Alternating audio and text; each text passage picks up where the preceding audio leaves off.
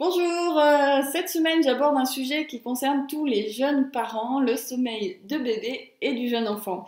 Je commence avec Quand va-t-il enfin faire ses nuits de Sarah Burceau et d'Alix Lefief Delcourt aux éditions Le Duc. Alors ce livre s'articule autour de 100 questions-réponses, c'est vraiment le guide pratique par excellence.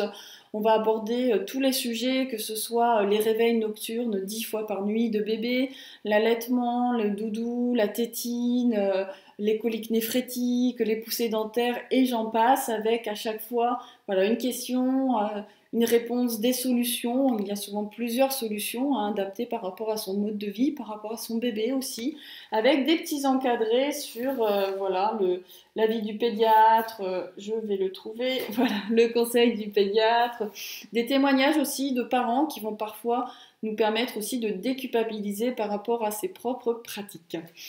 Je continue avec Mon bébé fait enfin ses nuits, et moi aussi, de Stéphane Valentin aux éditions La Source Vive.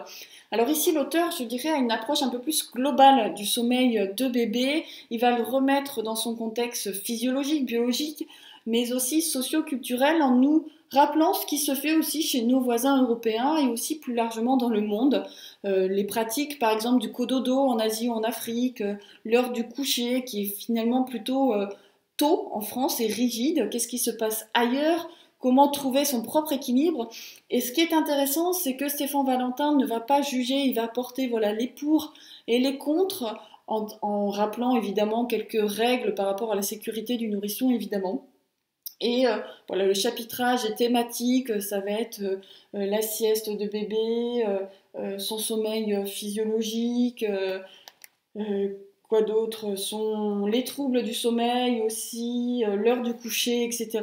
C'est voilà, finalement les deux livres se complètent très très bien. On va aller au-delà que le guide pratique.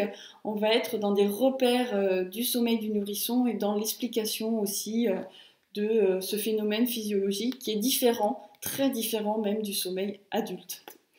Et je poursuis avec La petite éléphante qui veut s'endormir de Karl-Johan Forsen-Elrin aux éditions Marabout. Ici, pas de guide pratique, nous sommes sur la petite histoire du soir, mais une histoire spécialement conçue pour aider l'enfant à s'endormir. La syntaxe, le vocabulaire, les paragraphes, tout est étudié pour apaiser l'enfant, pour le rassurer, pour le conduire doucement vers le sommeil, avec des conseils dès le début de l'ouvrage, voilà, pour je dirais accompagner le parent sur la tonalité à adopter, sur le découpage aussi peut-être des paragraphes, sur voilà, comment s'y prendre pour que cet outil soit vraiment efficace. Alors ce n'est pas forcément la recette miracle, mais pour l'avoir essayé sur un enfant peut-être un peu plus grand, c'est vrai que cela l'a vraiment apaisé, rassuré.